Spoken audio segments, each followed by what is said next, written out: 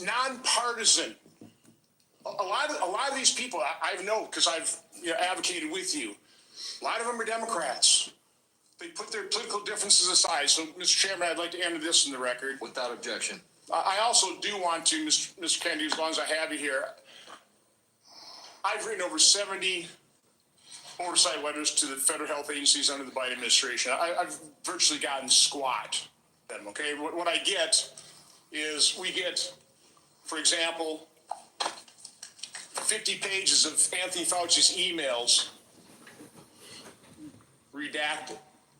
Oh, by the way, the latest one was 17 pages. Instead of issuing a health alert on the myocarditis they knew was impacting young men early in 2021, instead of issuing an alert on the Health Alert Network, they developed 17 pages of talking points.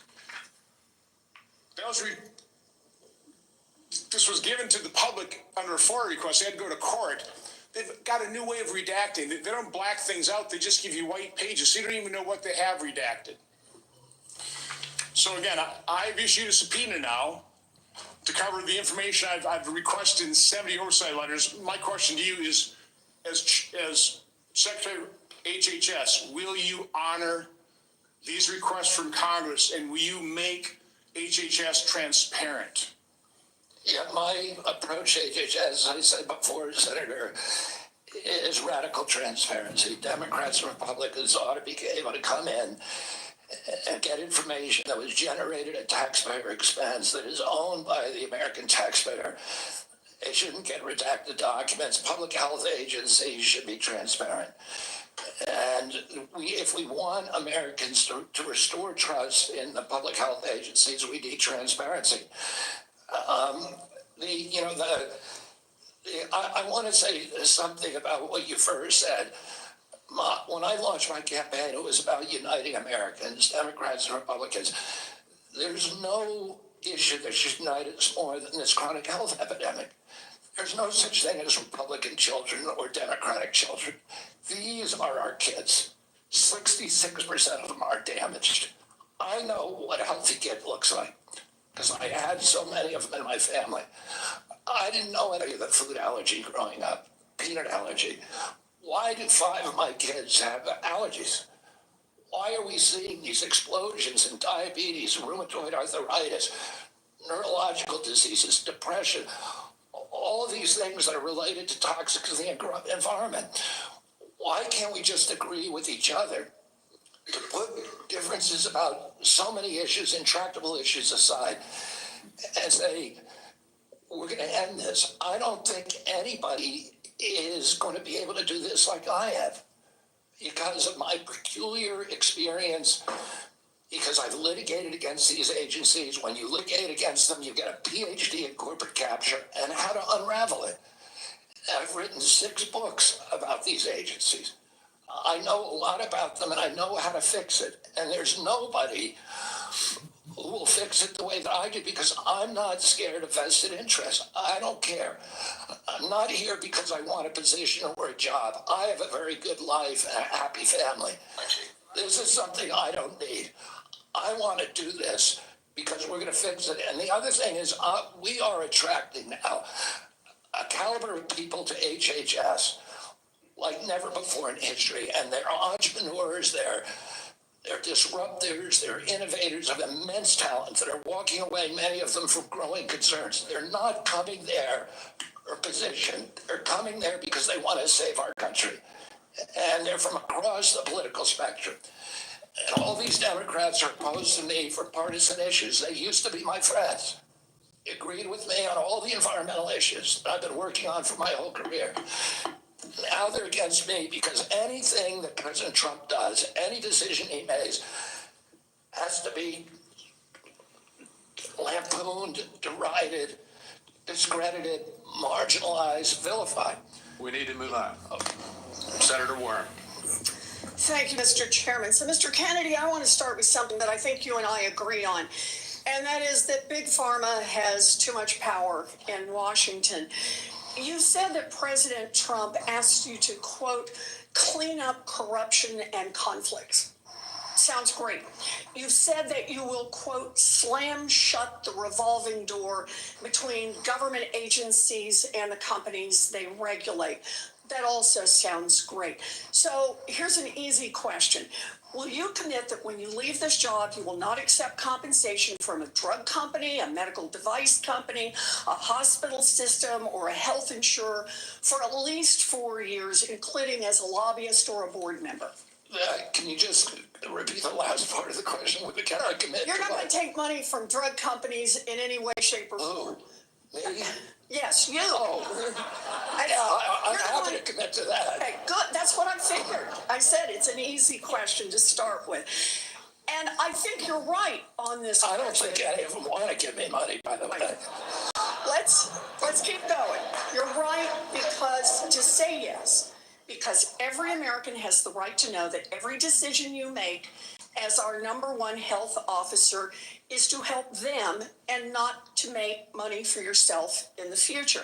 So I want to talk more about money. I'm looking at your paperwork right now. In the past 2 years, you've raked in $2.5 million from a law firm called Wisner Baum. You go online, you do commercials to encourage people to sign up with Wisner Baum to join lawsuits against vaccine makers. And for everyone who signs up, you personally get paid. And if they win their case, you get 10% of what they win. So if you bring in somebody who gets $10 million, you walk away with $1 million. Now, you just said that you want the American people to know you can't be bought. Your decisions won't depend on how much money you could make in the future. You won't go to work for a drug company after you leave HHS.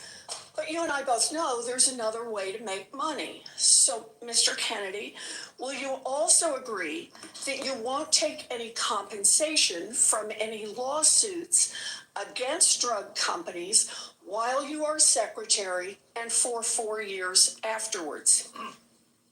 Well, I'll certainly commit to that while I'm secretary. But I do want to clarify something because you're making me sound like a shill. I put together that case. I did the Science Day presentation to the judge on that case to get it into court. Mr. Kennedy, Mr. Kennedy, it's just a really simple question. Yeah, You've taken in $2.5 million. I want to know if you will commit right now that not only will you not go to work for drug companies, you won't go to work suing the drug companies and taking your rake out of that while you're a secretary and for 4 years after. It's just I'll commit to not taking any fees from drug companies while I'm secretary. No. I'm asking about fees from suing drug companies. Will you agree not to do that? You're asking me to not sue drug companies. No, and I'm not going to agree to that. Drug companies as much as you want. I'm not going to agree to not sue drug companies or anybody. So let's do a quick count here of how, as Secretary of HHS, if you get confirmed, you could influence every one of those lawsuits. Well, let me start the list. You could publish your anti-vaccine conspiracies, but this time on U.S. government letterhead, something a jury might be impressed by. You could appoint people to the CDC vaccine panel who share your anti-vax views and let them do your dirty work. You could tell the CDC vaccine panel to remove a particular vaccine from the vaccine schedule. You could remove vaccines from special compensation programs, which would open up manufacturers to mass torts. You could make more injuries eligible for compensation even if there is no causal evidence. You could change vaccine court processes to make it easier to bring junk lawsuits. You could turn over FDA data to your friends at the law firm and they could use it however it benefited them. You could change vaccine labeling. You could change vaccine information rules. You could change which claims are compensated in the vaccine injury compensation program. There's a lot of ways that you can influence those future lawsuits and pending lawsuits while you are Secretary of HHS. And I'm asking you to commit right now that you will not take a financial stake in every one of those lawsuits so that what you do as secretary will also benefit you financially down the line? I'll comply with all the ethical guidelines. That's not the question. You have said You're asking me, Senator, you're asking me not to sue vaccine pharmaceutical I am not. companies. Yeah, you are. That's exactly what you're. Dave wanted to heat up his sex life, so he came to us. Rove Sparks Dual Action Formula acts. No one should be fooled here. As fought that Secretary from- of HHS, Robert Kennedy will have the power to undercut vaccines and vaccine manufacturing across our country.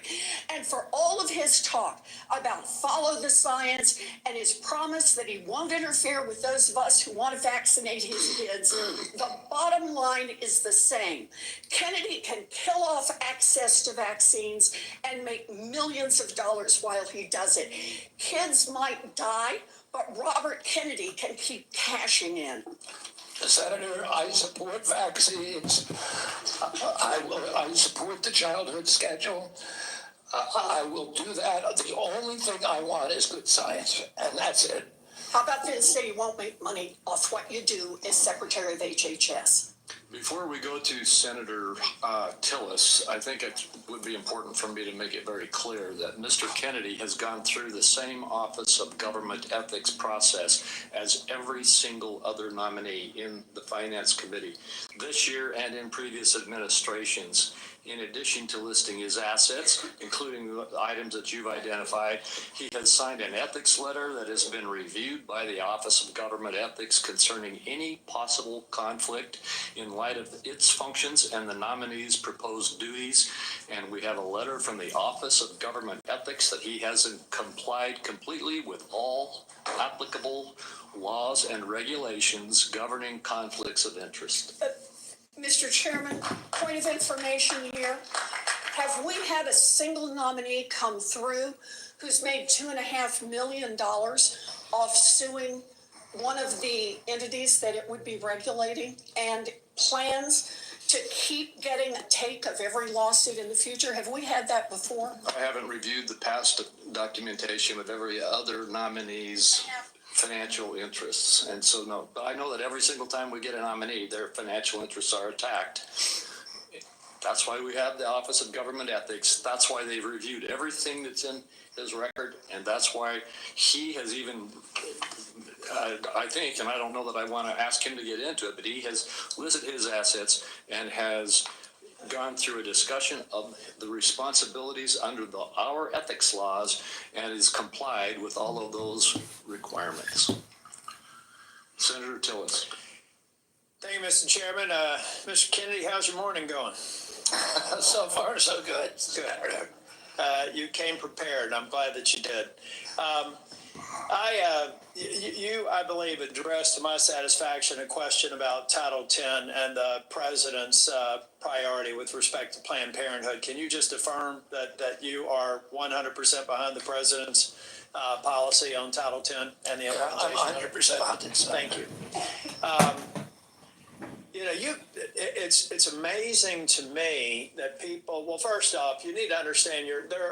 I was in a judiciary hearing this morning. It's very clear to me that some of these nominations are going to be shirts and skins. So no matter what you answer in the affirmative, they're going to ask you one more question so that you won't be able to answer in the affirmative. That's just the way the game gets played when we have nominees like yourself. So I think you're handling yourself well. I got a real quick question for you. Are you a conspiracy theorist? That is a pejorative, Senator, that's applied to me, mainly to keep me from asking difficult questions of powerful interests. I was told that I was a conspiracy theorist. That label was applied to me because I said that the vaccines, the COVID vaccine, didn't prevent transmission and it wouldn't prevent infection, when the government was telling people, Americans, that it would. I was saying that because I was looking at the monkey studies in May of 2020. I was called a conspiracy. Now everybody admits it. I was called a conspiracy theorist because I said red dye caused cancer. And now FDA has acknowledged that and banned it. I was called a conspiracy theorist because I said Fluoride lowered IQ. Last week, JAMA published a meta-review of 87 studies saying that there's a direct inverse correlation between IQ loss. All right, so I'm going to assume I a lot could go of on those- for yeah, a so week. is there any one of them that you can say, you got me? That really was a conspiracy theory, or are you in a Not position to submit for the record? I think it'd just be helpful for every one of these narratives for you to submit that maybe for the record. You said something about Snap Lunch. I was in the State House in North Carolina before I came here, and anytime I'd go visit an elementary school, the first thing I would do is go to the trash cans in the cafeteria. And what we have now are kids that are not eating food because the dictates of the federal government have made it something that they don't want. But they say, well, it's a healthy alternative. It has processed materials in it, and it's not particularly attractive to them. So they throw it away. Trash cans full of food that these kids didn't eat. So then what do? They go eat snacks. Or they go eat or they drink a sugared drink. The SNAP program, everything you said about the SNAP program, I agree with. I think that we should be very, very strict about that. And it's going to make some people uncomfortable in the food manufacturing segment, produce healthy foods that we can put in the SNAP program. That's the way to address it. But we also need to look at the school health program. I was PTA president 21, 22 years ago at my daughter's high school. And I feel like we've got these kids that need help. We've got to guide them through a process. Many of them are probably on Medicaid, and Medicaid's failing them. Everybody here says Medicaid is sacrosanct. Nobody's admitted that Medicaid is not producing positive health outcomes. Is that your problem with Medicaid right now? The program or the outcomes? Is the outcomes. We're spending $900 billion. Our people are getting sicker every single year. Yeah. So anybody President Trump wants people to have Americans to have high quality insurance. Anybody who's building a case for the status quo of Medicaid is by extension saying that they're happy with the outcomes. I think it's unacceptable. I do have a question for you on Project Warp Speed. We supported the CARES Act. We had 97 people in the U.S. Senate vote for it. Everybody here. There's only one member of Congress that voted against it, I believe. And Project Warp Speed had CDC, FDA, NIH, and BARDA very much in the mix. Now, some people think that you're going to come in here and insert yourself into those agencies in a way that's never been done before. Let's say that they're a part of a future Project Warp Speed.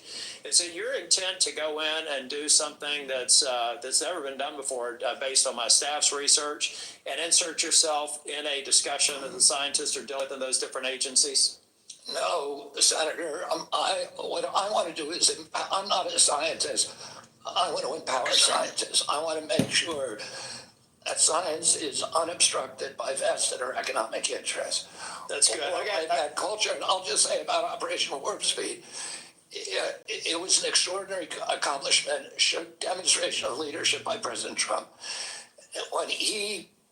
When he promoted Operation Warp Speed, he was looking at all of the different remedies, including vaccines, Therapeutics, everything. therapeutic, ivermectin, hydroxychloroquine, fentanyl, even chlorine dioxide, and he was not looking at shutting down our country for the year, forcing people to wear masks for a year, forcing all social distancing that did not have any scientific basis, which Dr. Fauci has now acknowledged. He said we took it out of thin air.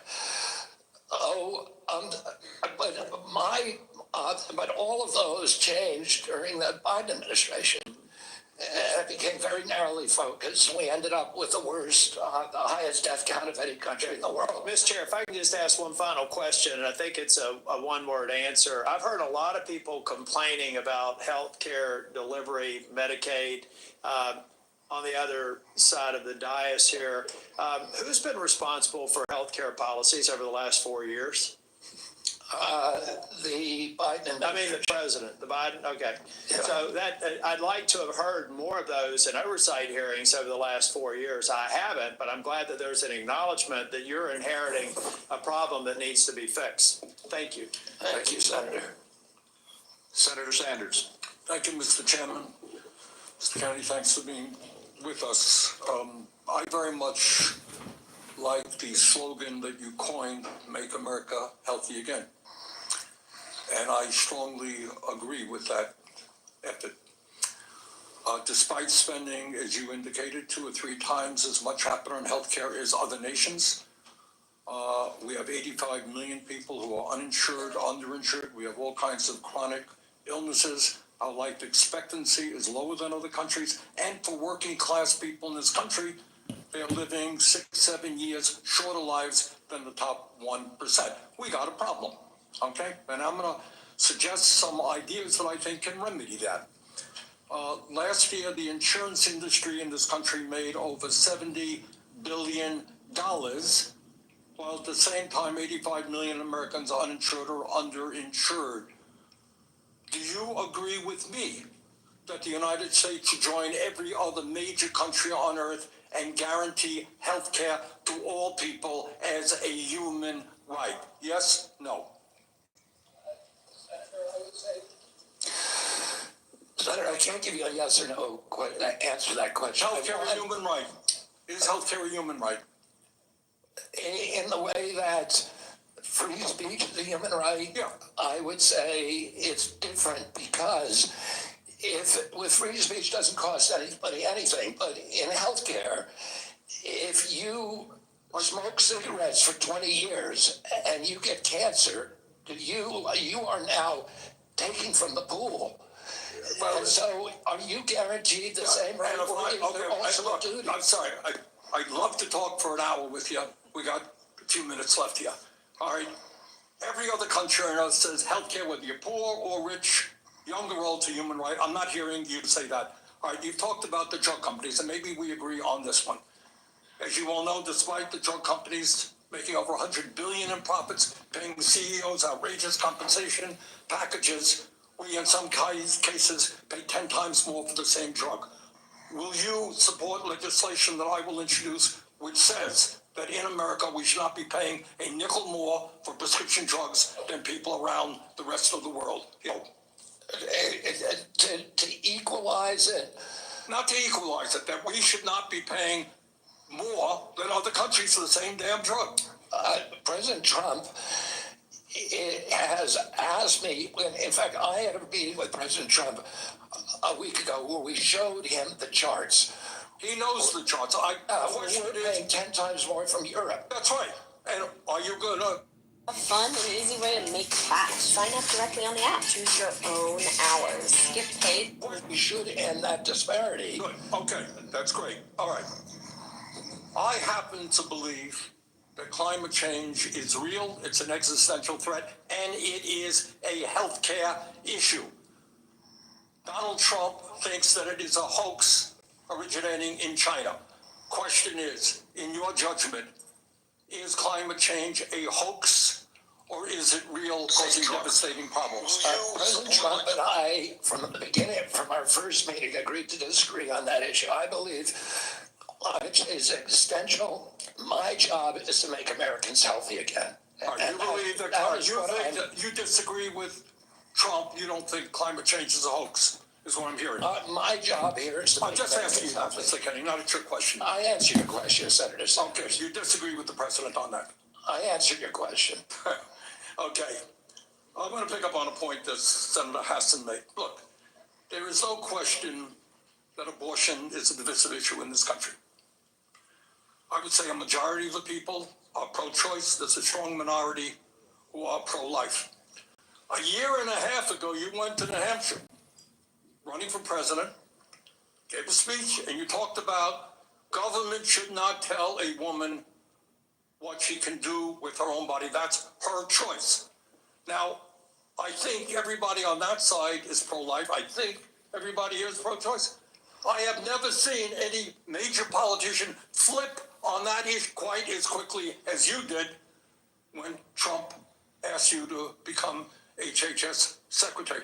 Tell me why you think people should have confidence in your consistency and in your word when you really made a major U-turn on an issue of that importance in such a short time. Senator, I believe, and I've always believed, that every abortion is a tragedy. But you told the people of New Hampshire that it was their right. All right, let me do a last question here because I'm running out of time. I think the gist of what you were trying to say today is you're really pro-vaccine, you want to ask questions.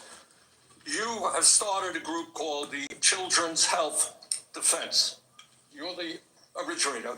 Right now, as I understand it, on their website, they are selling what's called onesies. These are little things, clothing for babies. One of them is titled Unfaxed, Unafraid. Next one, and they're sold for $26 a piece, by the way. Next one is No Vax, No Problem. Now you're coming before this committee and you say you are pro-vaccine. Just want to ask some questions. And yet your organization is making money selling a child's product to parents for $26, which casts fundamental doubt on the usefulness of vaccines. Can you tell us now that you will, now that you are pro-vaccine, that you're going to have your organization take these products off the market? Senator, I have no power over that organization. I'm not part of it. I resigned from the board. Yeah, that was just a few months ago. You founded that. You certainly have power. You can make that go. Are you supportive of this? I've had nothing to do with Are you leadership. supportive of these onesies? I'm supportive of vaccines. Are you supportive of this clothing, which is militantly anti-vaccine? I am supportive of vaccines. I will. I want good science and protect the But you will not tell the organization you founded not to continue selling that product. Thank you, Mr. Chairman. Senator Blackburn. Thank you so much, Mr. Chairman, and thank you so much for being with us today. And I have no doubt that you will be confirmed and you are going to do such a solid job for the people of this country. And I do have several issues I wanted to talk with you about and didn't have time to cover them all when we met prior to the meeting, but rural health care is very important to me and the people of Tennessee. 78 of our 95 counties are rural counties. Now, over the last few years, we've seen hospital closures. So we have focused on access in rural areas. And my rural health agenda, which is bipartisan, focuses on innovation, telehealth, access points. It focuses on work shortages. And also, Senator Warner and I have together focused on making certain that we address the area wage index and do that fairly for our citizens that are in rural communities. So I would like a commitment from you that when confirmed, you and your CMS administrator will work with us to make certain that the area wage index is balanced and that it is fair to rural areas. Senator, both Dr. Oz and myself recognize that rural health care is in crisis in this country, and that is catastrophic for our entire country. And I talked a little bit about my commitment to rural health earlier in this hearing. The regional price points, as you know, are set by Congress and not by HHS. I will certainly, and I know Dr. Oz will certainly work with you to make them sensible. We look forward to that. Also, you and I, before you came forward as the secretary, the nominee, we had talked in years past about over-medicating youth and concerns over that. And I was looking at a report from TennCare, which is our Medicaid program in Tennessee. And I was concerned when I saw a number that TennCare had spent $90 million in 2024 alone on ADHD. This was 417,000 of our children. And $90 million. To me, that is heartbreaking, what is happening there.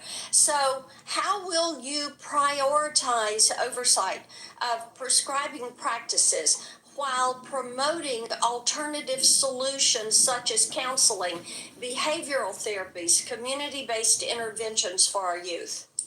Exactly, and that's the solution. 15% of American youth are now on Adderall or some other ADHD medication. Even higher percentages are on SSRIs and benzos. We are not just over-medicating our children, we're over-medicating our entire population. half the pharmaceutical drugs on Earth are now sold here. 70% of the profits from pharmaceutical companies are from the United States, even though we only have 4.2% of the world's population. Not only that, but a recent study by Cochrane Collaboration founder Peter Ghosh found that pharmaceutical drugs are the third largest cause of death in our country after heart attacks and cancers. Oh, they're not making us healthier. We need community health initiatives. We need access to treatment. We need exercise. We need better food. Okay, let me talk to you about one of those access points in treatment. And this highlights a problem in the federal Medicaid law. Since Medicaid's enactment, states have been prohibited from using Medicaid funds for care provided by institutions for mental disease. We refer to them as IMDs. These are psychiatric hospitals, residential treatment facilities with more than 16 beds. This is a discriminatory exclusion, and it denies payment for medically necessary care based on the illness that is being treated, and it has perpetuated unequal coverage in mental health care. So if you're confirmed, when you're confirmed, will you commit to working with me on repealing this discriminatory exclusion and ensuring equal access to mental health care for Medicaid beneficiaries? Yes, Senator. Thank you so much. I've got a question on PBM reform, one on artificial intelligence in healthcare. In the interest of time, I will yield back. I look forward to seeing you help make us healthy again. Thank you, Senator.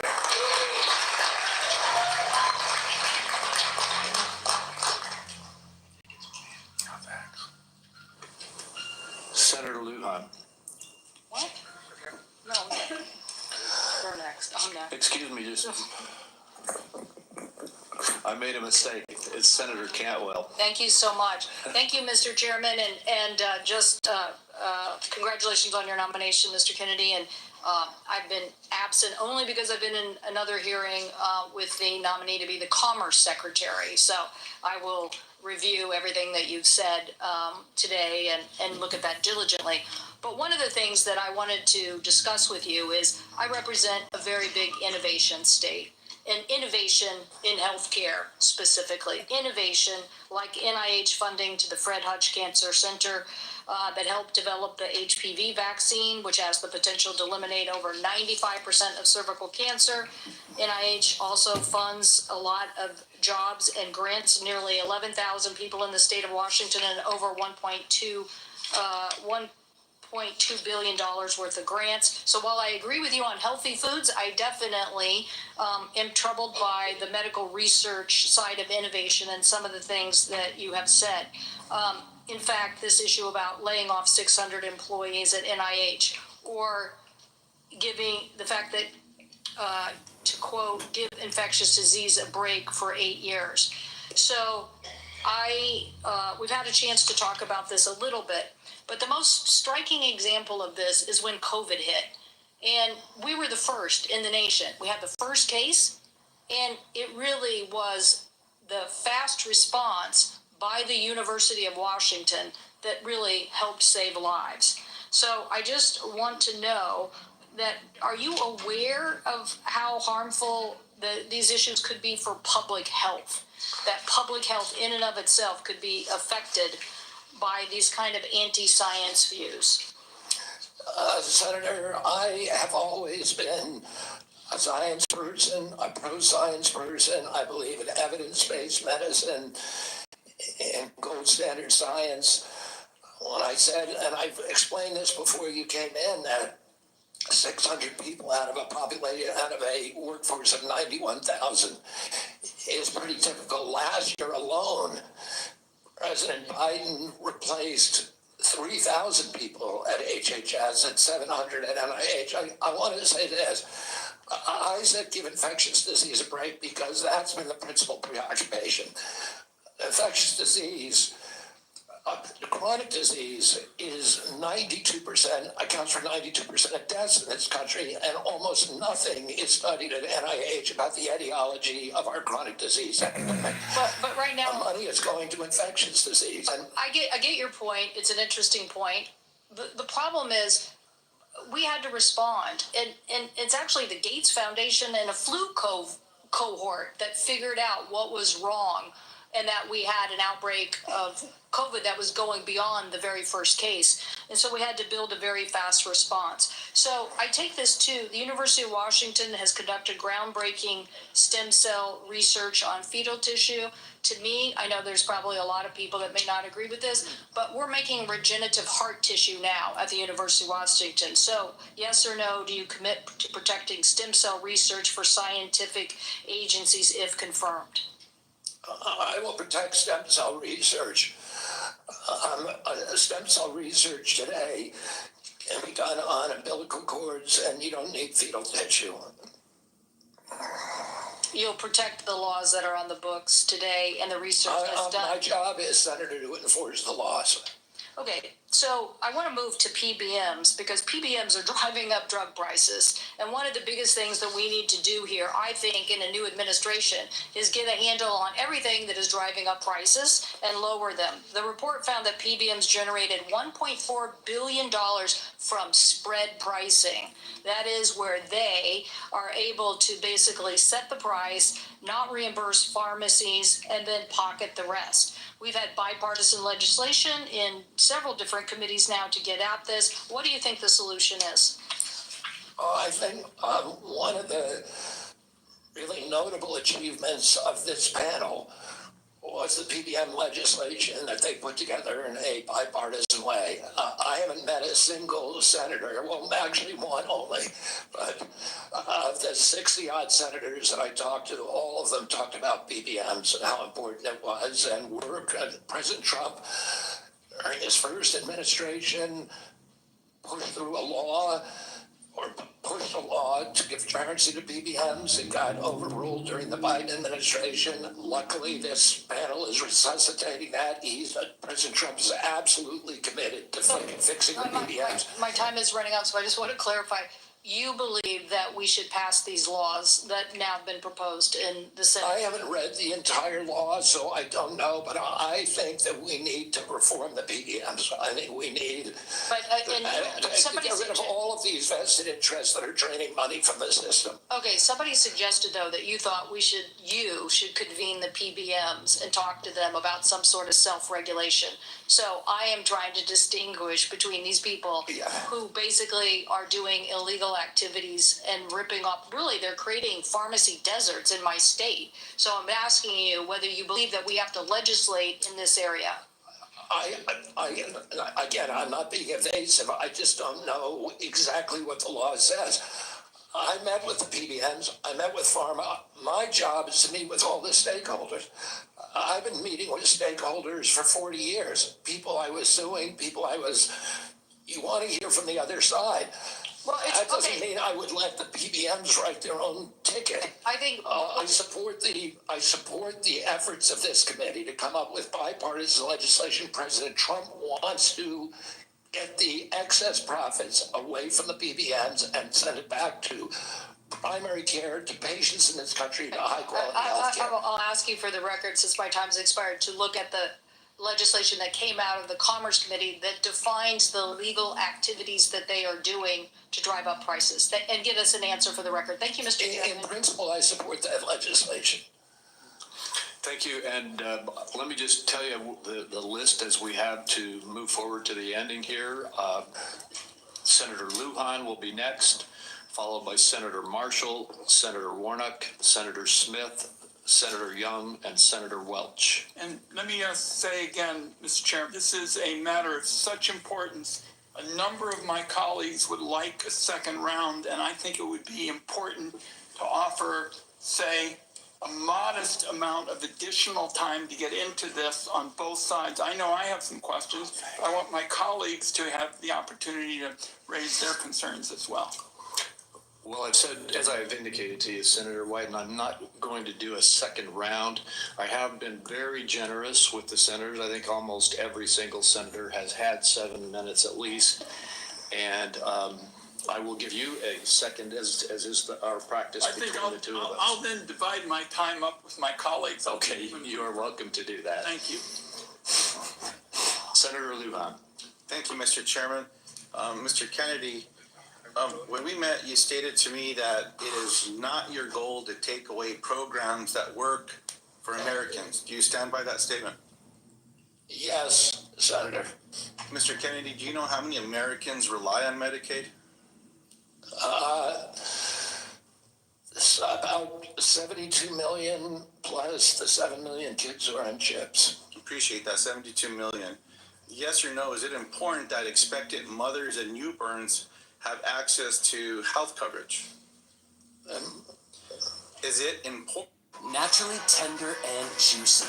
Comes in buffalo and original. Cooked crispy and golden. You can dip and dip and dip some more. Our always cooked to order original. I would guess, I don't know the answer, I would guess about that is 30 million. I have it, Mr. Kennedy. About 41% of 1.4 million babies births are financed by Medicaid, according to the National Center for Health Statistics. Yes or no, do you believe that Medicaid is a critical program? I believe that Medicaid is a critical program, but that it's not working as well as it ought to be. And President Trump has asked me to make it work better, that most Americans are not happy with it, that the premiums are too high, the deductibles are too high, and everybody's getting sicker. Too much money is going to the insurance industry. I have a series of yes or no questions. They're pretty simple. Because you heard we're not going to get a second round of questions, I ask for your indulgence to be able to get to them yes or no. In New Mexico, as you know, Zach, this is how horribly evil and stupid these cock-sucking senators are. They're the worst human beings you could ever fucking imagine, and they're in charge of our government. You can't believe these bastards. Getting specialist care, 85% getting urgent care, 95% Fucking Senator focus. Not to pick on anyone. Sanders, holy shit, bro. Everybody, they're all fucking demon rats. I mean, I'm actually for the military just taking over and just deposing everything. This whole thing is fucking crazy. Yes or no, do you support vaccines and abortions? It's all these people care about. And especially in an area where you and I spoke about with the federal investment in Medicaid, which is known as FMAP.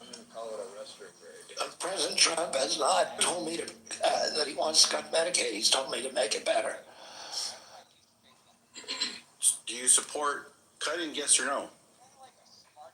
Let me ask you this way, since it's only about President Trump. I support making it better, Senator. If President Trump asked you to cut Medicaid... Just answer yes or no! It's not up to me to cut Medicaid. It would be up to Congress. And you don't answer? Mr. Kennedy, you don't want to answer? I'll move on. Do you know how many states will end? Mr. Chairman, if I may pause my time. So I understand that people are getting asked to leave if they stand up with signs, but there's a lot of other as well, Mr. Chairman. So it needs to be extended to everyone. As Mr. Kennedy said, we respect each other when we have a difference of opinion. We're just trying to do our jobs here and trying to ask questions. That's all. And that's all I'm doing with Mr. Kennedy, folks. So Senator Lujan, you are right. And I ask the audience to please be respectful. Thank you, Mr. Chairman. I appreciate that very much. Mr. Kennedy, do you know how many states will end their Medicaid expansion if the federal share of Medicaid drops? Well, there's 40 states that have signed on to the expansion, so, It's a smaller number, so it's 9 states would quickly have to end their expansion because of the laws that they have. That's about 4 million folks across the country, and in New Mexico, Iowa, and Idaho, they have triggers that it would immediately have to go into effect if, in fact, that gets cut. The reason I'm asking those questions is there's been a lot of chatter and conversations around Medicaid. Now, I agree we can always do better, and we must be doing better in America. But Medicaid has been shown to improve health outcomes, including mortality, quality of life, and access to preventative care as well. And there's some areas, Mr. Kennedy, that you and I touched on specific to Native American communities. I knew this fucking guy was a Native American. Why do they always talk like this? Folks. You shared your passion about caring for folks. I believed that passion. My question in this area is, as you know, when folks are doing research and they're going to check to see if medicine works on someone, if they're not included in that trial, it often doesn't help them. That's what all the evidence shows. So what are you going to do when programs are eliminated to require the inclusion of Native Americans in clinical trials when it comes to life-saving medicine? I'm going to do everything I can to make sure there's Native Americans in clinical trials. As I said to you when I visited your office, I spent 20% of my career working on Native issues. My family's been deeply involved with them. My father and uncle were big critics of the Indian Health Service, a failure to deliver good health results or health care on the reservations. I'm going to bring a Native in for the first time in history into my central office. That all the major decisions in my office will be that we've already interviewed candidate, a very, very good candidate, will have direct impact on all the major offices. One of my priorities is I appreciate that. I have a follow-up in that space specifically. Will you commit to finalizing the congressionally mandated FDA guidance to increase clinical trial diversity? If we could just repeat that again, I'm sorry. Will you commit to finalizing the congressionally mandated FDA guidance to increasing clinical trial diversity? Yes. I appreciate that. Will you commit to reinstating all of the pages that were eliminated and people that were fired from this administration that have this responsibility? I cannot commit to that because I don't know who they are. Well, there's I'll commit to working with you to make sure those positions are adequately staffed. I will follow up in writing in those specific areas because I think there's some commonality here, but answers matter. And so I'd like to get those as timely as possible. The last thing, Mr. Chairman, that I'll say is one of the conversations I had last before. If these pieces of shit can be senators and congressmen, Zach, it's all the way up from here, baby. You can only go big, Zach. Autism and federal programs, and making a difference in these families. Fucking Sitting Bull. I don't know. They don't even show them. Now, Mr. Chairman, is unanimous consent to enter into the record an article from Autism Speaks titled, quote, "Do Vaccines Cause Autism?" End quote. And I'll note that first sentence states, quote, "Vaccines do not cause autism." Thank you. Really? Okay, thank you. And before we move on, we've had a request from several quarters for a quick restroom break. We will take a 5-minute recess. I'm sorry to those remaining 5 or 6 senators who must wait a few minutes, but we will have a quick break. We will be back as soon as we can.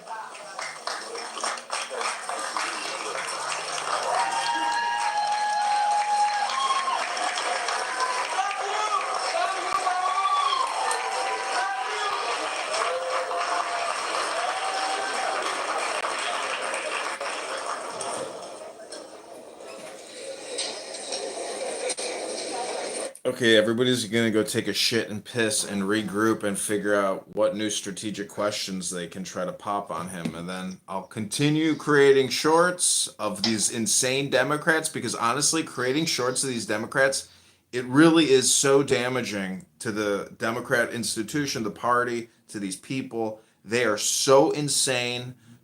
It is such a shame that these pieces of shit are in charge and they're making big salaries, big pensions. They have multi-million dollars in the banks donated by Big Pharma, and they're just fucking rat demon scum.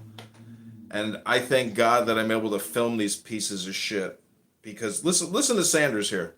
Secretary, tell me why you think people should have confidence in your consistency and in your word when you really made a major U-turn on an issue of that importance in such a short time.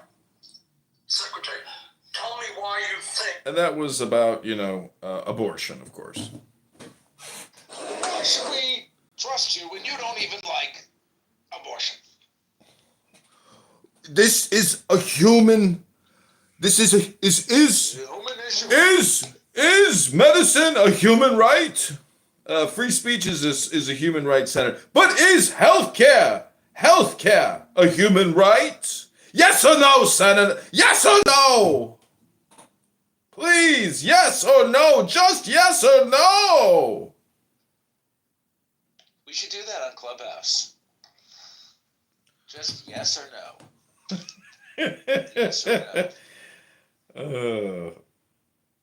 All right, so I'm clipping the shit out of this because this is like fucking gold. When you have these senators melting down, here's Bernie Sanders again.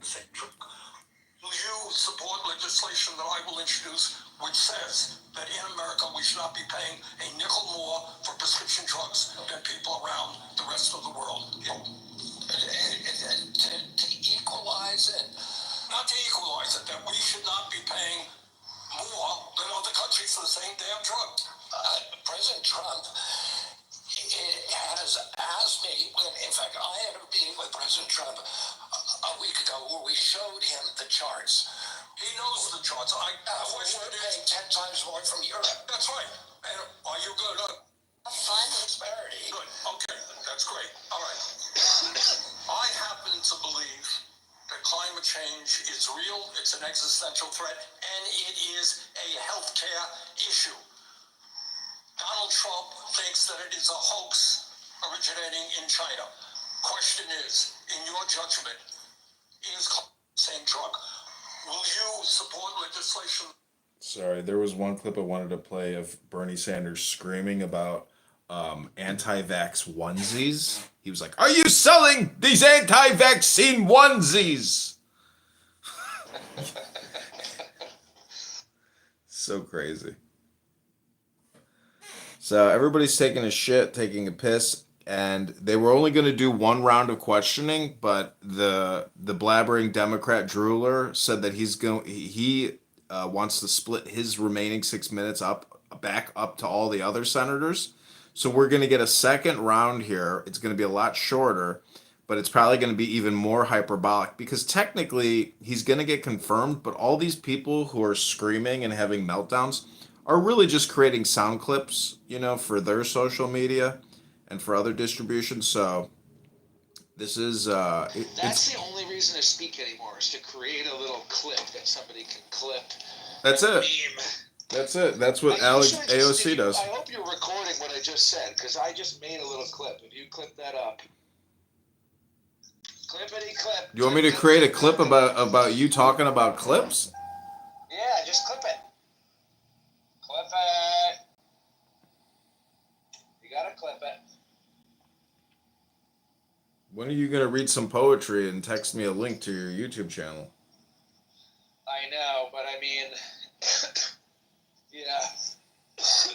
I'm going to go to the gym. That's where I'm going. I went to the gym last night. They closed at 10. I got there at 9:21, and the Venezuelan guy who barely speaks English says, "You cannot come in." I was like, "Why not? The gym closes at 10." He goes, "It's too late. You can't come in." So I went on Google. I just said, "Thank you very little. Have a good night." And then I went on Google reviews and I left a 1-star review saying this is the second time I have been denied entry to the gym and I'm paying a membership. I get there at 9:21. They say you can't come in if you get there at 9:21. But at 9:20 you can still come in. I'm like, "Are you people fucking, did you just learn English?" Yeah, what about 10? What if you wanted to come in? You know what I'm doing? You ever do the row? Yeah. So I was reading somewhere that you could do a 1,000-meter row for time. And it's generally only about 4 minutes. Mm-hmm. And it's not long, but it's like a good way to bust out 4 minutes. And then you're sweating and you're ready to go lift after 4 minutes. Mm-hmm. What if you wanted to do that after work? You come in at 9:55.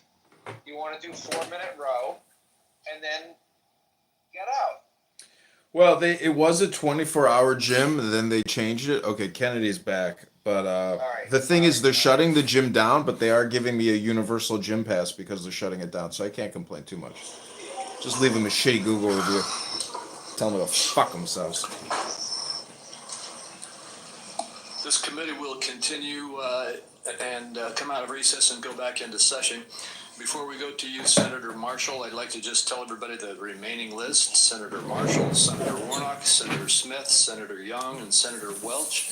And then I did indicate earlier that I would give another 5 minutes to Senator Wyden. I understand he has distributed that 5 minutes to a few of the other senators.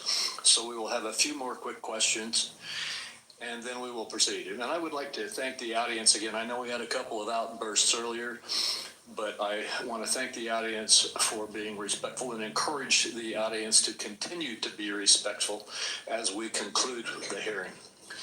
With that, Senator Marshall. Thank you, Chairman.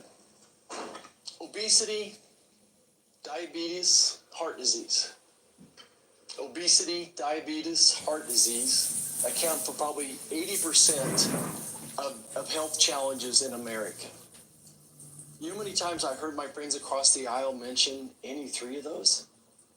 I don't know if we've lost the forest for the trees here. Vaccine is a critical issue. I understand that. I don't see how Mr. Kennedy's position could be any more clear that he's going to support the vaccines, he's going to support the science and empowerment to parents and their doctors to make these choices. Abortions! Vaccines! Some of Americans have a chronic disease. That there's an epidemic of chronic diseases across the country. And this Make America Healthy Again movement is powerful. You know, Augustus from this app, he created the Maha 2020, when moms I'd never met, concept. It was from Clubhouse that Maha came out, from Augustus. I want to make these choices about my children with my He was just playing with the word MAGA. He created Maha.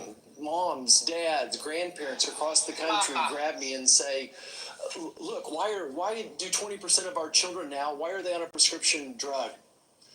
So, because they gotta look at TikTok with incredible concentration while high on meth. Make America Healthy Again. What's your vision? What does that look like to you? Thank you, Senator Marshall. We're having epidemics of all these chronic illnesses, autoimmune diseases, neurological diseases, allergic diseases, obesity. When my uncle was president, 3% of Americans were obese. Today, 74% of Americans are obese or overweight. No other country has anything like this. In Japan, the obesity rate is still 3%. And epidemics are not caused by genes. Genes may provide the vulnerability, but you need an environmental toxin. Something is poisoning the American people. And we know that the primary culprits are changing food supply, the switch to highly chemical intensive processed foods. We have 10,000 ingredients in our country, in our foods. The Europeans have only 400. If you buy McDonald's French fries in our country, there's 11 ingredients, my understanding. In Europe, there's only 3. If you buy Fruit Loops in our country, they're loaded with food dyes, with yellow dye, red dye, blue dye, and many other ingredients.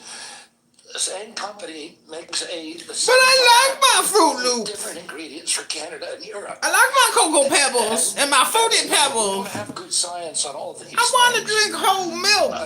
And that is deliberate. That's a deliberate choice not to study the things that are truly making us sick, that are not only contributing to chronic disease.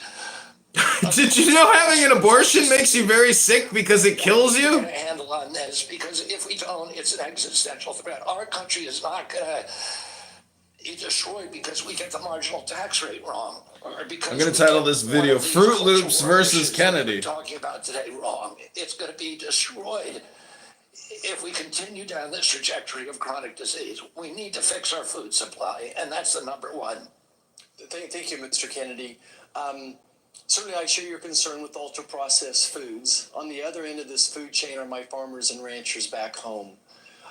Would you just take a second and share your compassion, how you feel about farmers and ranchers, that they respond to the market. They don't dictate the market. They grow what the market is wanting them to grow. And Senator Hawley told me the other day that his brother-in-laws are all farmers, and he said 4 out of every 5 of his brother-in-laws has Parkinson's disease.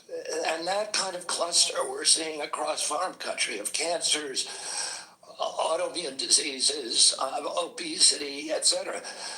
Oh, it's and we can now not export American. Can the man just say, I voted Trump, go to the gym, fatties? That's not good for farmers.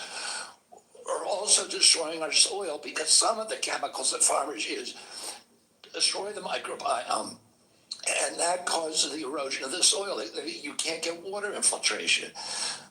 Water pools up and it washes the soil off. Agronomists now estimate that we only have, if we continue doing these processes, only 60 harvests left before our soil is gone. 60 harvests? So farmers are using seeds and chemicals that are, over the long term, are costing them and us. And what we need to do is we need to support the farmers. We need the farmers as partners if we're going to make them work. And I don't want a single farmer to go out of business under our watch. I don't regulate farms. If I'm privileged to be confirmed, I'm not regulating farms. That's under USDA, but I want to partner with all of my decisions with USDA and with the farm community to make sure that we don't lose more farmers in this country, but that we also transition. We offer and incentivize transitions to regenerative agriculture, to no-till agriculture, and to less chemically intensive. And by the way, I've also met with the chemical industry and the fertilizer and herbicide companies, and they want to do the same thing. Oh, and I think we're on the trajectory to do that, and we need to incentivize initiatives to accelerate that trajectory. Mr. Chairman, if I could, the great news is that my farmers in Kansas are selling products to Europe. That today's regenerative practices, soil health, all those things are priorities for Kansas farmers. Many of us are doing many of those things already. We just need it to be more widespread. If I could just wrap up my remarks, though, is that, again, going back to the big picture here, 60% of Americans have a chronic disease. Mr. Kennedy, I believe for such a time as this that you're not just one of 300 million people. I think that you are the person to lead HHS to make America healthy again, that God has a divine purpose for you, and I look forward to your confirmation and working with you to make America healthy again. Thank you, Senator. Thank you. Senator Warnock. Thank you so much, Chairman Crapo and Ranking Member Wyden. It's great to be here. Mr. Kennedy, welcome. Welcome to you and to your family. Thank you for meeting with me a few days ago. I'd like to follow up, if I might, with some of the issues that we discussed in my office. I want to talk to you first about the CDC, or the Centers for Disease Control and Prevention. I'm proud of the work that CDC does, proud that it's located in Georgia with more than 10,000 employees in my state. If confirmed, you would be the cabinet. Oh, I work for the CDC. What you do with the CDC? I didn't know I do CDC shit. Representing HHS is about 29% of the federal budget. CDC is a part of that. Do you agree that the CDC's work is critical to Georgia, critical for our country, and the health of the entire world? Yes. Health of the world? Senator Isaacson, my Republican predecessor, would have agreed with that. Bless his memory. He was a fierce advocate for the CDC, as am I. The CDC is an agency filled with hard-working, dedicated public health servants. They wake up every single day. They go to work? Working to keep us safe. I think we don't think often enough about their work. Let's think about it all the time. Folks who are protecting you from that which doesn't appear because of the work that they're doing. So grateful for the work that the CDC employees do. Some of them are members of my church. I saw that deep commitment My church, firsthand when my I office. visited the CDC just last summer. Mr. Kennedy, you have compared the CDC's work to Nazi death camps. You've compared it to sexual abusers in the Catholic Church. You've also said that many of them belong, this is a direct quote, many of them belong in jail. For me, those are disturbing characterizations of the CDC workers that I know who are trying to keep the American public safe every single day. And as you are presented as the nominee for this position, I need to know, do you stand by those statements that you made in the past, or do you retract those previous statements? Senator, I don't believe that I ever compared the CDC to Nazi death camps. I support the CDC. My job is not to dismantle or harm the CDC. My job is to empower the scientists if I'm privileged to be confirmed. So you retract those statements? I'm not retracting it. I never said it. Want to pay less to get your taxes done for you? We'll beat your tax pros price from last year. Says that the institution CDC and the vaccine program, is your description of their work, is more important than the children that it's supposed to protect. And you know, it's the same reason we had a pedophile scandal in the Catholic Church. It's because people were able to convince themselves that the institution of the church was more important than these little boys and girls who were being raped. That's pretty provocative language. You said in another statement to me, this is like Nazi death camp. I mean, let me finish. I'm just reading your words. I mean, what happened to these kids? 1 in 31 boys in this country, their minds are being robbed from them. Yeah, I was not comparing the CDC to Nazi death camps. I was comparing the injury rate to our children to other atrocities. And I wouldn't compare of course, the CDC to Nazi death camps to the extent that any statement that I made has been interpreted that way. Yeah, I don't agree with that.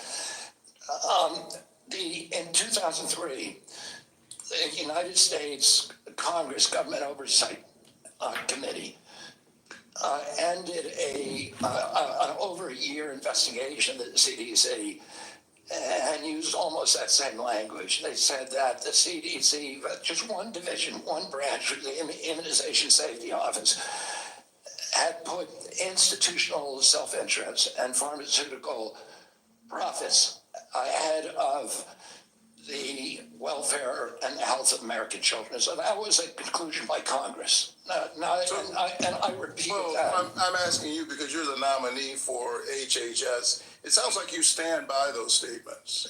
Senator, my objective is to support the CDC. There's nothing I'm going to do that is going to harm CDC. I want to make sure that our science is gold standard science, so that it's free from that same Government Oversight Investigation Committee found that the panels, the ACIP panel within the CDC, I think 97% of the people on it had conflicts. I don't believe that that's right. I think we need to end those conflicts and make sure that scientists are doing unobstructed science. So I want to enter this statement, by the way, into the record without objection. Without objection.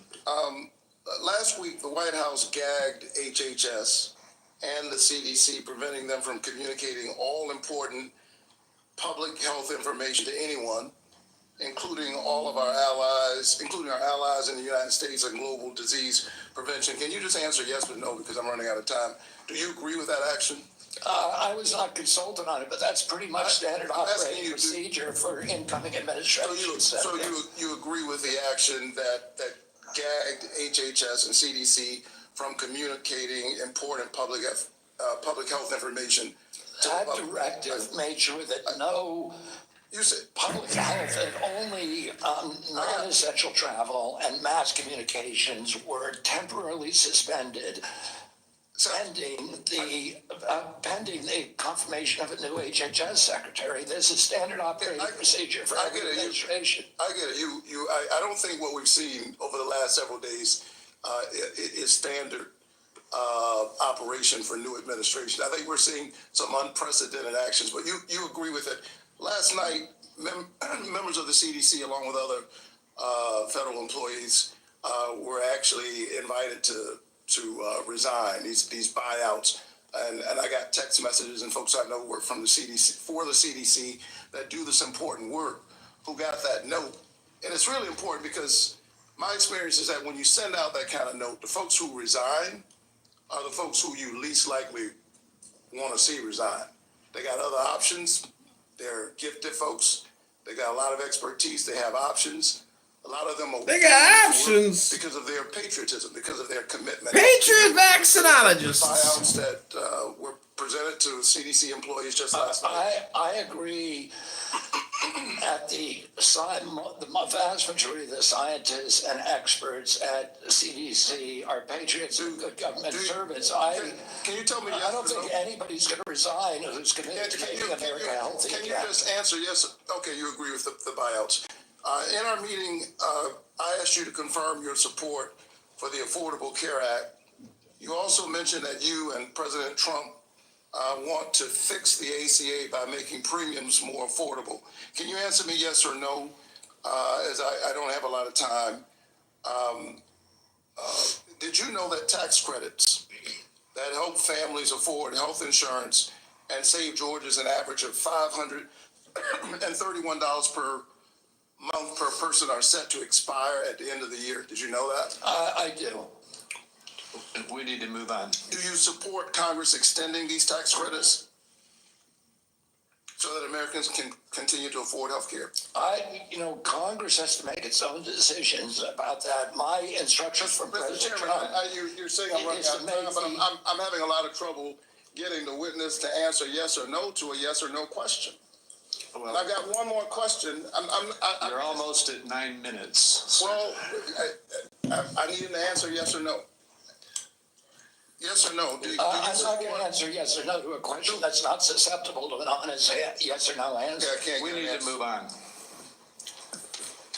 I think that the fact that you find it difficult to answer basic questions is deeply troubling for me as you present yourself as a nominee to run HHS. Thank you so very much. Senator I've been in courts all over the country. Mr. Chairman, you told me I'm out of time, and the witness continues to filibuster even after I said I'm done. Senator Smith. Mr. Chair, thank you. Thank you, Mr. Chair and Ranking Member, and welcome, Mr. Kennedy. So, Mr. Kennedy, I don't have a question for you on abortion. I think that my colleagues on both sides of the aisle have covered this, but I want to say I can respect people who have different views than mine on this issue, but it's hard for me to respect people who won't give a straight answer to what they think on this issue in particular.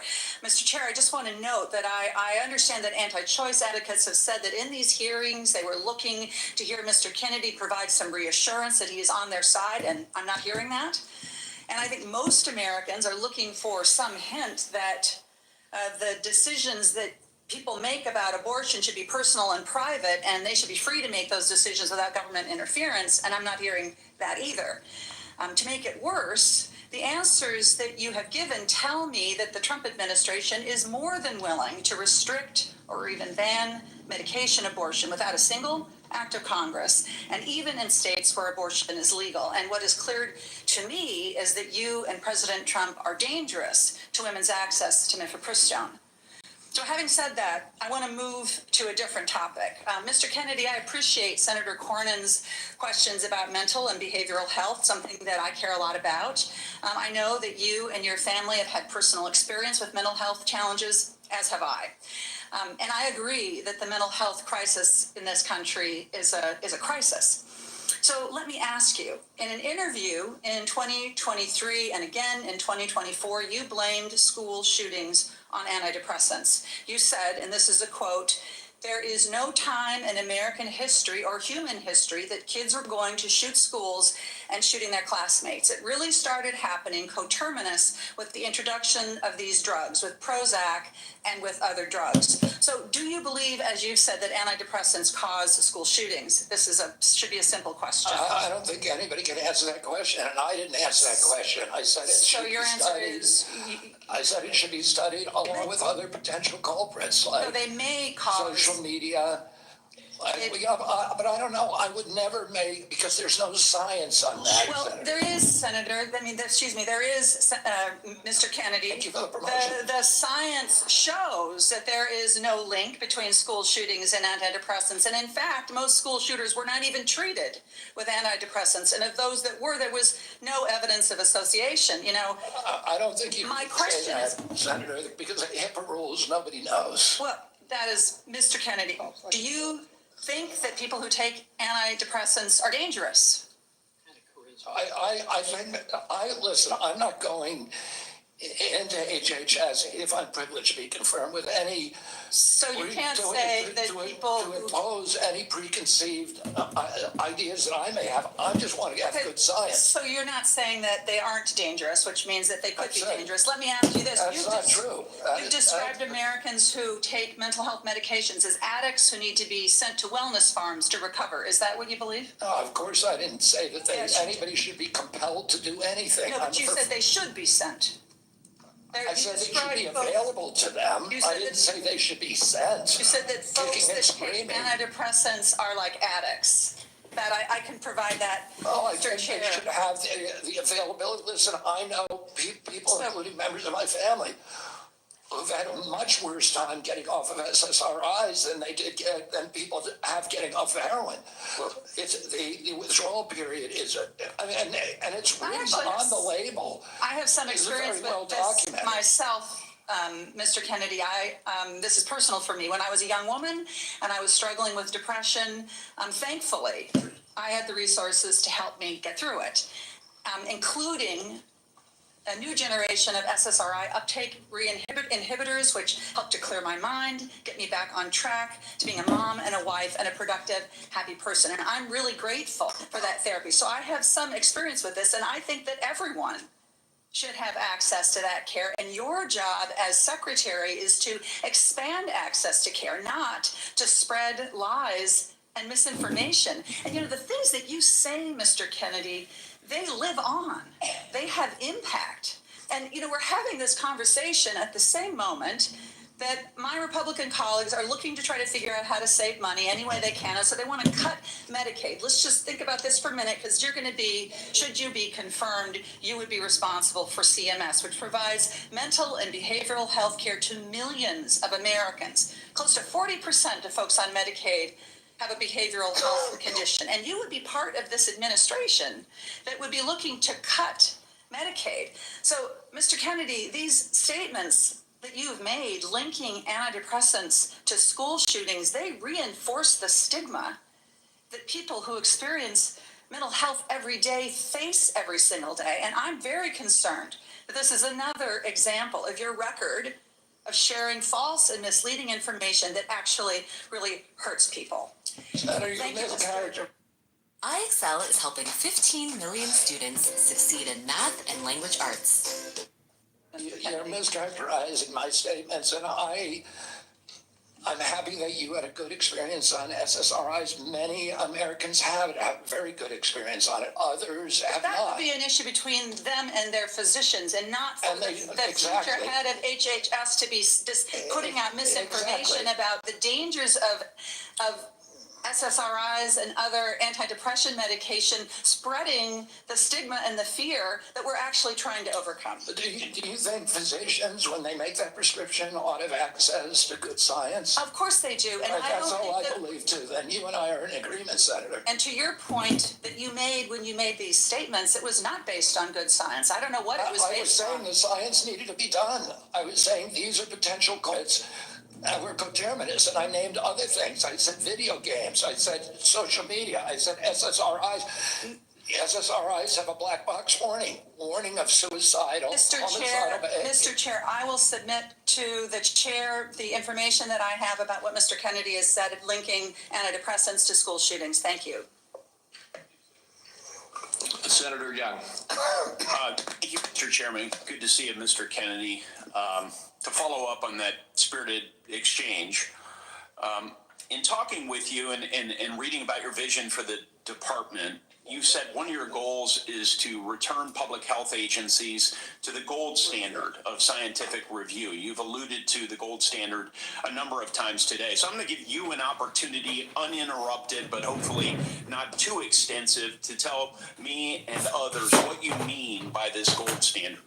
The gold standard means real scientific research with replication of studies, which very rarely happens now at NIH. We should be giving at least 20% of the NIH budgets to replication. We should make sure that all the science is published with the raw data. We should make sure that the peer reviews are also published. And I'll give you a quick example. 20 years ago, NIH scientists did a study on Alzheimer's, which they said it was caused by amyloid plaque. After that, NIH shut down studies of any other hypothesis. 20 years later, we now know that those studies were fraudulent. NIH has funded 800 studies on a fraudulent hypothesis.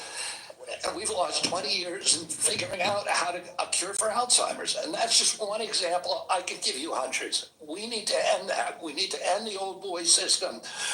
We need to have replicatable science and be completely transparent about raw data. Thank you, sir. In recent years, particularly during the COVID pandemic, there's been a lot of skepticism about our public health institutions. Some of this, I would say, is warranted, but it's now created a pervasive lack of trust from the public that these institutions are acting in bad faith or failing to act in objective criteria, failing, in short, to act in the best interests of the public. If confirmed, Mr. Kennedy, how will you work to regain the public's trust? I suspect it'll take some time in these important public health institutions. Through radical transparency, I'm going to make the reason people don't trust the public health agencies is because they haven't been trustworthy. And you gave the example of COVID. At the beginning of COVID, everybody was rushing to get that vaccine. We had over 90% vaccination uptake. Yes, sir. CDC's most recent recommendation is that Americans take the 8th booster. Only 23% of Americans are complying. That means 77% of Americans no longer trust CDC, and that is the problem. Yes, sir. In the absence of full information, might it, I think I agree with you, but I want your response. Might it make sense to share that absence of full information with the American people, that uncertainty? I think one of the things, by observation and experience, that I saw during the pandemic was we had certain prominent doctors appear on television and indicate, no, you absolutely must not wear a mask. 2 weeks later, it's yes, you must wear a mask. But they were certain. And they even demonized people for not following the latest science, knowing there's a high level of uncertainty in that science. Would a measure of humility and, as you say, radical transparency demonstrates humility, help rebuild trust over a period of years? Absolutely. We need to tell Americans what we don't know. We need to make sure studies that reach a null hypothesis are also published. And that doesn't happen. Sir, I think you are right about why healthcare costs are so high in the first place. The answer is indeed chronic disease. 90% of our healthcare spending goes towards managing it, as you say in your open statement. It's not in the main because of waste, fraud, and abuse, although we know some exist. It's not in the main because we have greedy executives at innovative world-class companies. It's not in the main because we haven't yet adopted an unsustainable Medicare for all scheme. It's because of this. So I'm encouraged that you intend to make that a point of emphasis as it pertains to your future leadership. I will say, with respect to COVID, it's not over for a lot of Americans. It's not over. I know the mission accomplished banner was convenient for the last administration, but as we continue to navigate the ongoing impacts of the COVID pandemic, we have many individuals here in the United States and around the world who are suffering from long-term health effects that significantly impact their quality of life, work, and daily activities, and they've been largely ignored. Funding for long COVID research was appropriated by Congress in December of 2020, followed by additional funding directed by the Biden administration in February 2024. Patient groups and industry publications have criticized the slow pace of clinical trial design and enrollment. If confirmed, will you collaborate with healthcare providers, researchers, and effective communities to better understand and mitigate long COVID's impact? Yes or no, please? Absolutely, Senator. There's 16 million Americans. Will you commit to prioritizing long COVID research and integrate this work into broader health policies? Yes or no, please? Yes. Patient groups, experts, and industry publications have raised concerns around existing long COVID funding being spent on observational research. In particular, criticism was directed towards recover funding being used to duplicate existing findings instead of funding trials for potential treatments or diagnostics. If confirmed, Mr. Kennedy, will you work with Congress so that going forward, long COVID funding will be directed primarily towards trial or novel research directions and not replicating existing observational research? Yes or no? Absolutely, Senator, with enthusiasm. Thank you so much. If confirmed, how will you create a balance between your personal priorities of chronic disease and healthy lifestyle and the ongoing critical work of the department in areas that are focused on incentivizing and advancing innovation in modern medicine and pharmaceutical discovery? I think innovation is going to be the key to public health. And we have a unique opportunity now in history because of AI, because of telemedicine, and because of the quality of people that are now coming to HHS to actually save public health. But it's all going to rely on innovation, and I don't want to do anything that inhibits or impairs the pace of innovation. That's encouraging. From approving AI algorithms to determining Medicare coverage, we certainly need more innovation, and we need good people in the department to assist with that effort. So I'll follow up with a question about how you're going to attract and retain good people. Thank you, Chairman. Sorry to shut you down a little faster than I did the others, Senator. And we are up against a vote deadline here, and we have one more senator who gets his full time. I hope you'll keep it as close to 5 minutes as you can, Senator Welch. And then I've promised Senator Wyden, 5 more minutes? To be divided 1 minute with my colleagues getting 1 minute. And then if we can do that, we can get over to vote before they call the vote on the floor. Thank you very much. Thank you, Mr. Kennedy. And as you know, I'm a big, have great reverence for your family from Massachusetts. When I got out of college, I was in the first class of Robert Kennedy Fellows, the memorial created by your family to honor the service of your father. I do community organizing in the west side of Chicago. And I certainly admire your energy in your effort here and desire to serve. You know, there's a couple of things that are really important here. This is not just about a debate on vaccines. It's a debate about qualifications, experience, and priorities as to the person that will head Health and Human Services. And it's not just about what your answers are today or what the questions are. It obviously has a lot to do with your whole record and your whole history. You know, your sister in her letter, or pardon me, your cousin in her letter said, you've always been charismatic, able to attract others through the strength of your personality, willingness to take risk and break rules. That's, I guess, an attribute, but it can be a danger. The question I fundamentally have is whether your willingness to disrupt and maybe break rules is going to be dangerous and destructive.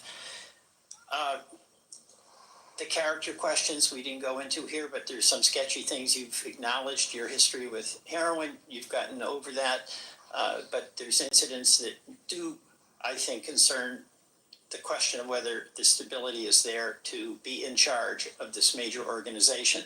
And that's compounded by my concern that you don't have any experience managing a large organization, that you don't have any experience in government.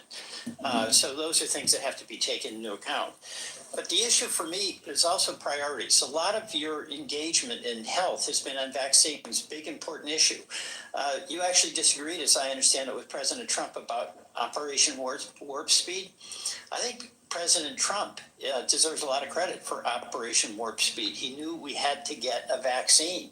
And these other issues about a mask and whether you should wear it, whether when you got your groceries, the bag had to be left outside, remember that in the very beginning?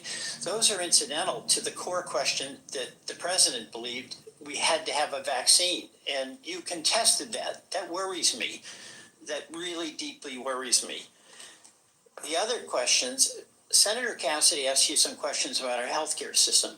I happen to believe that our healthcare system is profoundly broken. And it's not just about the chronic illnesses. That's about our diet, that's about our exercise. But we are getting premium increases in Vermont of 20% a year, 25% a year. And it's busting the bank for taxpayers, it's busting the bank for our wonderful Vermont employers who care about having health insurance that they can provide to their employees. Senator Cassidy asked you a couple of questions about how you would reform Medicaid, and I didn't hear an answer. You mentioned that you thought Medicare Advantage was good. You have a good plan. No focus on what an incredible ripoff was reported in the Wall Street Journal by United Healthcare, which was marketing Medicare Advantage and then paying doctors and nurses where they had assignments essentially to diagnose illnesses that didn't exist. So they made billions and billions of dollars. What up, Eric?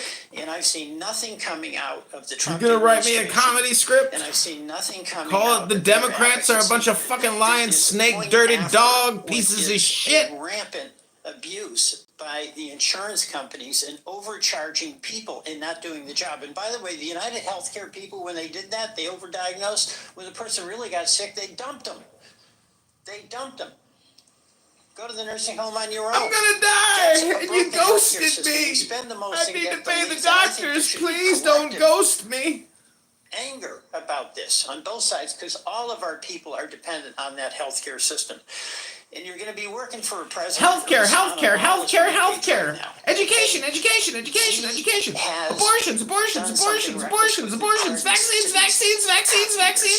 Vaccines. But that's just reckless. That's not illegal. He's impounded money. So right now, the Medicaid website went down. We can't keep giving free healthcare to illegals in all of our major cities. What they can do. Do you believe that a president can impound money that has been appropriated by Congress? Senator, let me answer the question about Medicare first.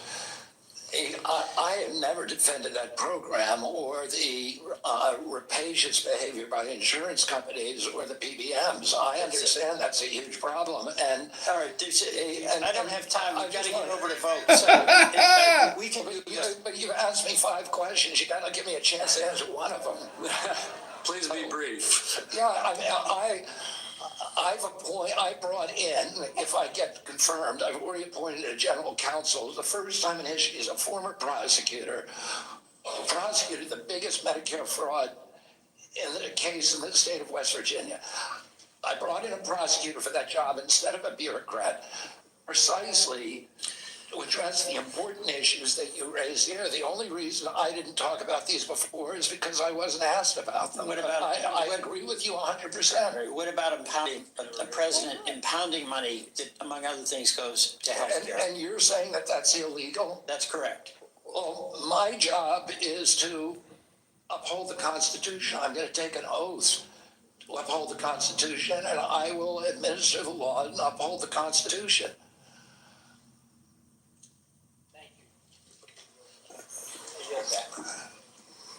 Mr. Chairman, I believe under what we've discussed, I control 5 minutes. I'm going to take one and give one to each of my 4 colleagues that remain. All right, and I would just say this vote, they're going to call it in about 8 minutes. Thank you. So we have very little time. 2 hours ago, colleagues, I asked Mr. Kennedy to reconcile his many anti-vaccine statements with his handful of pro-vaccine statements. Instead, he gave us a word salad and ducked the issue. The same was true, Mr. Kennedy, with respect to measles, where you wrote a book playing down the threat of measles, even though American families are very concerned about it. And apparently families are still mourning in Samoa. And my last point would be The Samoan measles Mr. Kennedy victims. said today really wasn't about him. And I just want to tell him it is all about you.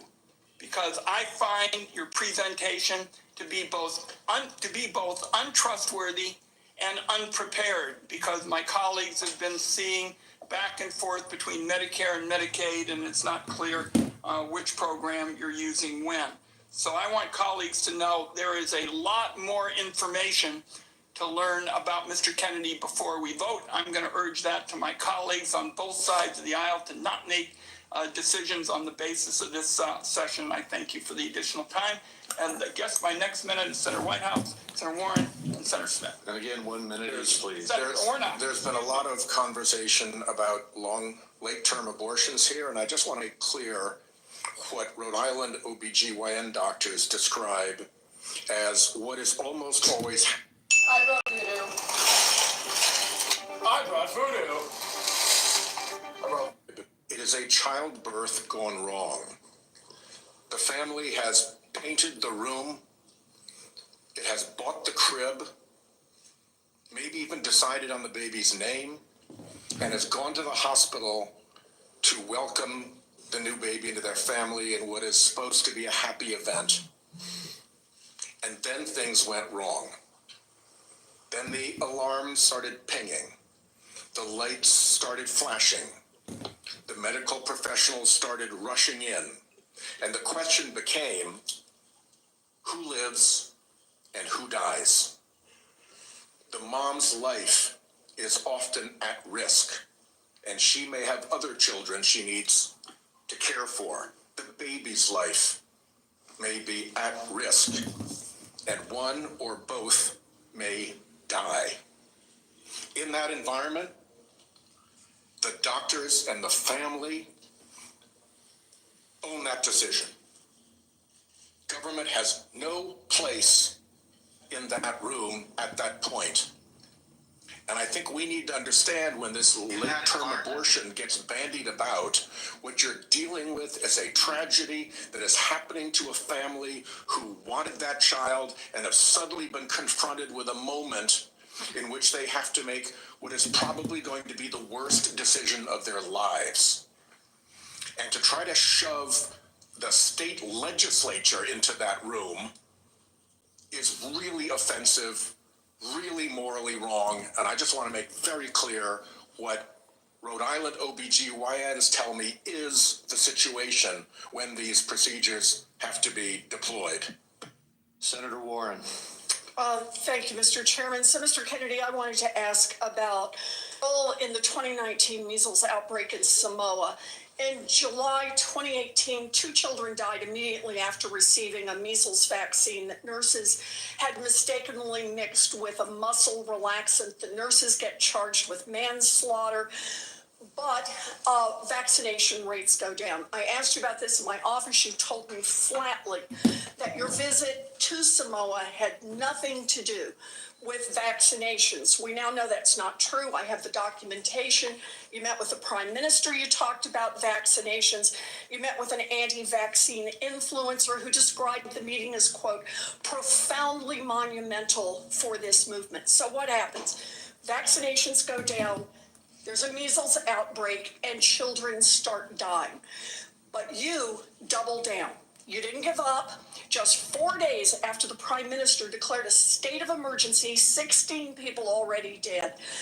You sent a letter to him promoting the idea that the children had died not from measles, but from, quote, defective vaccine. You launched the idea that a measles vaccine caused these deaths. You are a very influential man. In fact, you are called the leader of the Disinformation Dozen.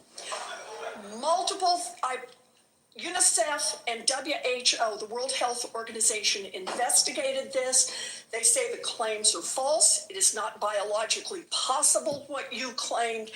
And yet, ultimately, more than 70 people died because they didn't get vaccines. So my question is, do you accept even a scintilla, just even a sliver of responsibility for the drop in vaccinations and the subsequent deaths of more than 70 people?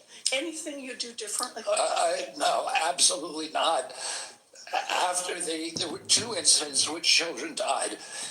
In 2015 and again in 2015, it was from the measles vaccine. That's what the New Zealand General Hospital found.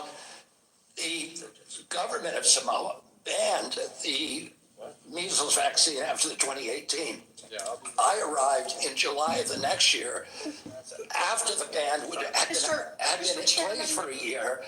Mr. Chairman, understanding that you wanted to hold this to a minute and that I don't get to present all the facts and documentation I've got, how about if we just decide to make entries for the record on exactly what the record shows about Mr. Kennedy's participation?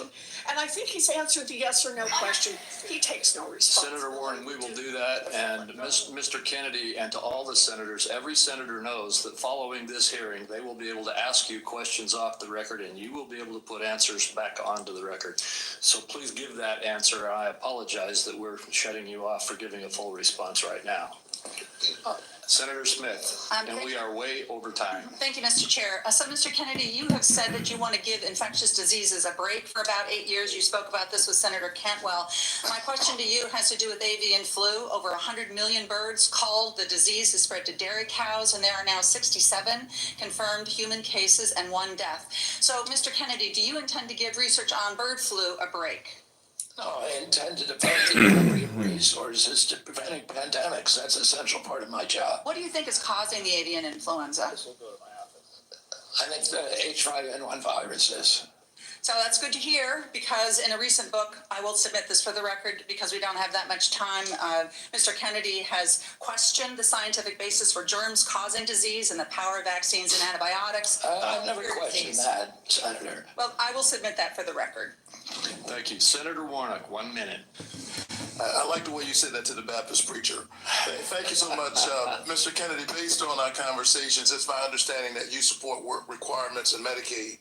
In 2020, President Trump approved a proposal from Georgia state leaders requiring Georgians to jump through a number of onerous bureaucratic hoops and fill out even more paperwork to verify work and get access to health care. I ask this as someone who represents a state that has not expanded Medicaid. Federal government, because of this waiver, spent $70 million on Georgia's Medicaid waiver.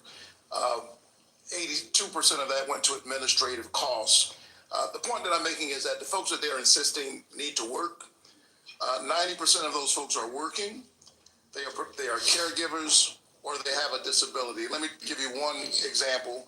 A woman I think of all the time, her name is Heather. She's a traveling nurse from Dalton, Georgia, who falls into the Medicaid coverage gap. Heather experienced a series of small strokes, leaving her unable to work full time. She's dedicated her life to caring for patients, but now she can't afford her own medical care, out-of-pocket costs, because she doesn't make enough to qualify for tax credits to buy private insurance. What does Heather need? Does she need work requirements, or does she need access to health care so she can finally get healthy and get back to work? The individual that you described would need health care and not a work requirement. Thank you. Thank you. Thank you, and we are done with the questioning now. Mr. Kennedy, I apologize to you, to the audience, and to all of my colleagues to have to rush it here at the end, but we have a vote on the Senate floor that they're going to close in about 3 minutes. I want to thank you for appearing before this committee. You have been accessible to the members and staff on both sides of the aisle of the Finance Committee throughout a rigorous process, and I want the whole world to know that you spent hours in meetings answering questions outside of this hearing and providing documents and responses on issue after issue after issue. You've gone through the most thorough vetting process that any committee in this Congress puts any through, and I think that you have come through well and deserve to be confirmed. I would like to remind my colleagues that the deadline for submitting any questions for the record is 5 p.m. today. 5 p.m. today. And Mr. Kennedy, we ask that you respond to those questions as quickly as you possibly can. With that, I'm going to leave you in this room and run over to vote. This hearing will be adjourned. I still encourage the audience to be polite and respectful no matter what side of the issues you may be on. And Mr. Kennedy, I look forward to working with you. Thank you, Mr. Chairman. We're adjourned.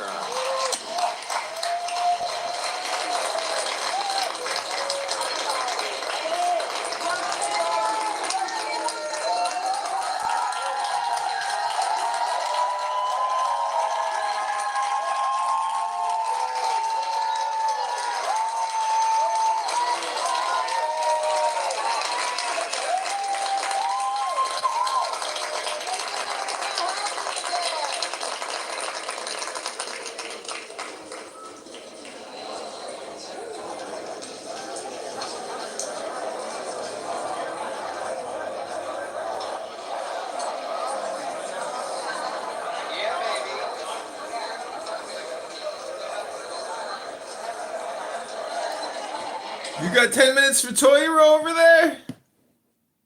You don't have 10 minutes for a shower? You don't got 10 minutes for Toyota, but you got 10 minutes to run your mouth about vaccines and abortions?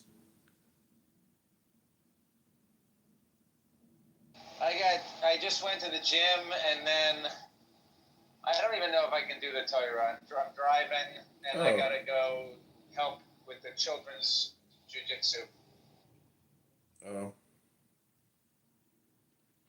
Well, they say don't neglect the dawn meditation, so if you want to do Toyota every day at 7 a.m., read for like Right, 10, we gotta do it in the morning. 10 minutes, yeah. The morning is usually better for me. Although this morning I was working. Yeah, they say studying in the morning, like, it's like your power hour.